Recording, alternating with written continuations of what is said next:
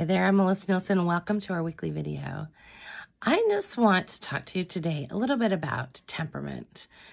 Now, I know I talk about temperament a lot, and sometimes people are really excited when I talk about temperament and they want to hear more. And sometimes people are like, she's talking about temperament again. I don't get it. I don't know why I need to know about it. I already know my temperament. Listen, it isn't enough to know your temperament. It's not enough. That's not why I talk about it so much. I talk about it because when you understand yourself, then you can hone in on emotional regulation, which we could all use, right? Like, all of us could use it. Some of us just this much, some of us this much, some of us like... So when I say understand your temperament, it is about really understanding your core and that spiritual piece. So I firmly believe that our physical body is separate from our spiritual and soul body. And, we've come together in this space as one, where we've got a soul and a body. Some people believe that we chose to come here. Some people believe that we just showed up by accident. I absolutely believe that we chose to be here. We chose to have the experiences we have. We chose to be here right now. And that we have sacred contracts about those things. So with that, I really believe that our job here is to learn about ourselves. And I believe that every day there is a piece of our soul that is shouting for us to hear and understand, and we often just sort of ignore.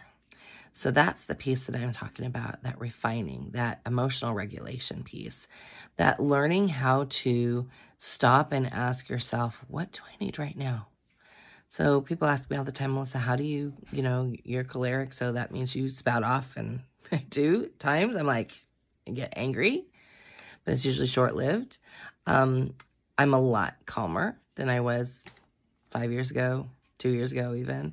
And it's because of some tweaks that I've made in my personal, my refinement and my personal practice. And one of the biggest things that helps me, no joking, is that when I'm feeling that emotion well up, so it doesn't matter if it's anger, maybe for you it's sadness or overwhelm. Overwhelm is one I hear a lot, especially from my phlegmatic mamas and dads. Definitely dads too.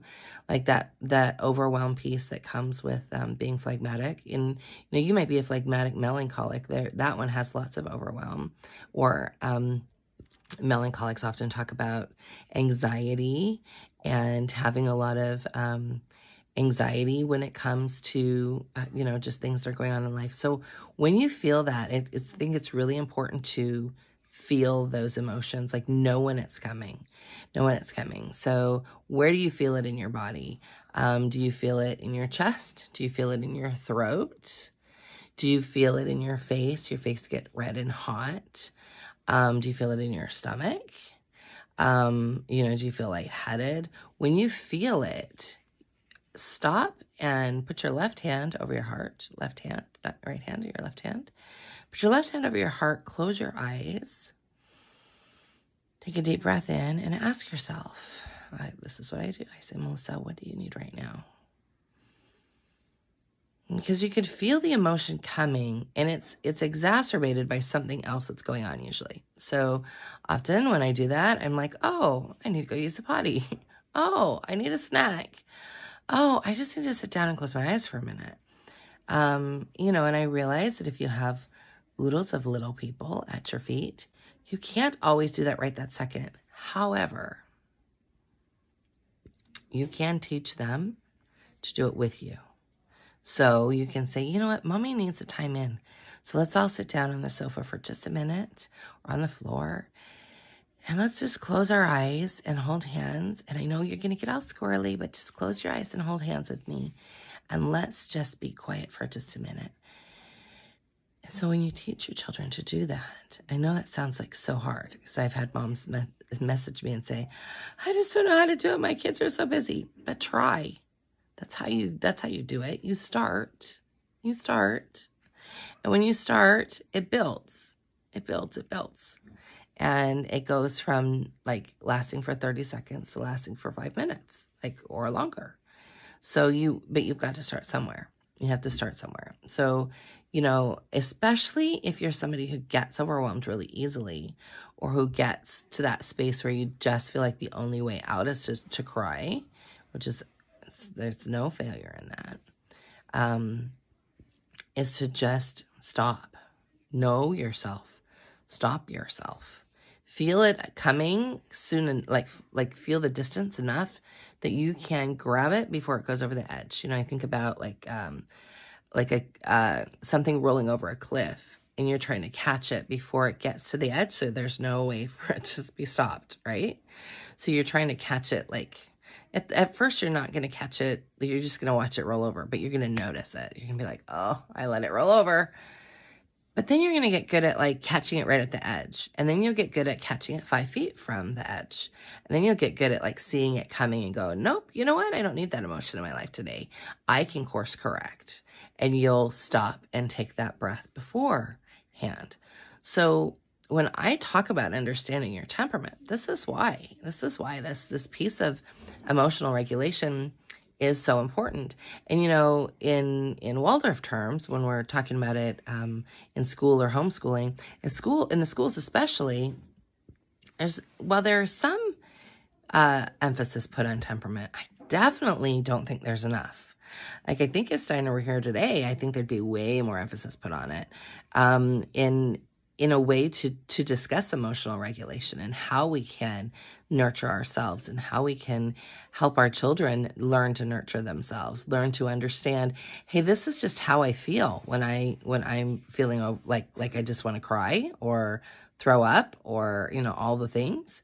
So everybody feels a little bit different. And that combination of what your temperament is determines how you're going to react to things, and determines whether or not you burst out and get angry or fall down in a heap and cry. So understanding your temperament, like truly understanding it, will help you with that emotional regulation, and it will help you teach your children how to have emotional regulation, which I think it's one thing to really heal ourselves, but when we heal ourselves and then use that to teach our children, you're healing generations, Mom and Dad. You're healing generations. Not just yourself, not just these children, but those that come after them. When you teach a child how to regulate their emotions, or how to truly stand in their own as understanding and acknowledging and embracing their temperament and who they are and how they show up, you are teaching them to heal others. And that has a domino effect. You build that momentum, and that momentum is beautiful. But in order to do it, you have to start with yourself. So if you are struggling with understanding your temperament, I invite you to go back and listen to all of our videos on temperament. If you're listening on the podcast, just type in temperament into the search and see what comes up. I know my take on temperament is a little bit different than others. I pull a lot of human needs psychology from other training that I have into my coaching when I coach on temperament. And it's because it really all works together. And when you understand it, it's golden. It's golden. When you understand yourself and you know why you do something, or you know how you're going to react, or you feel it coming, you go, oh, you know what? I don't need to go there today. Then you're really like a powerhouse of awesome. Like, you can do so much when you know how you're showing up and you are choosing to show up consciously.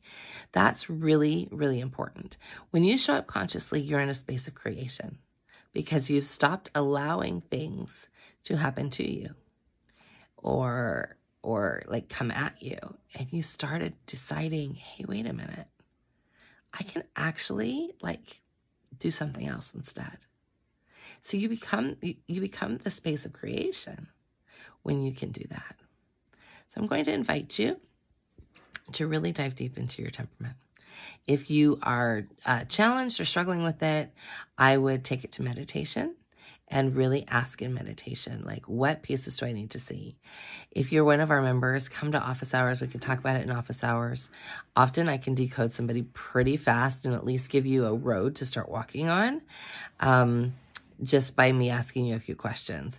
I do not recommend taking an online temperament quiz. Most of the time, they're not right. They often get the choleric and the melancholic mixed up. And so we have a lot of melancholic moms and dads walking around thinking that they're choleric and they're really not. And so we really work with those pieces when we work to help you decode it. And somebody would say, well, why is it important to know if you're a choleric or a melancholic? Because they both can have, control issues. We can both have massive control issues. But it's important because our control issues are very different. We control from a very different place. And so watch some of our, or listen to some of our work on those two temperaments, and you'll understand what I'm talking about. So you want to be really careful about taking any online quizzes like that. I think that they're woefully inaccurate most of the time and don't give you the depth that you need. And a lot of people then take the quiz and they're like, okay, well, I'm done with that piece now. No, it's about really studying yourself and really like getting to know the soul, the spirit that's inside you, and how you can then use that to like show up differently and to your full potential every day. So I hope this has been helpful. If you have any questions, let me know, and I will see you in our next video.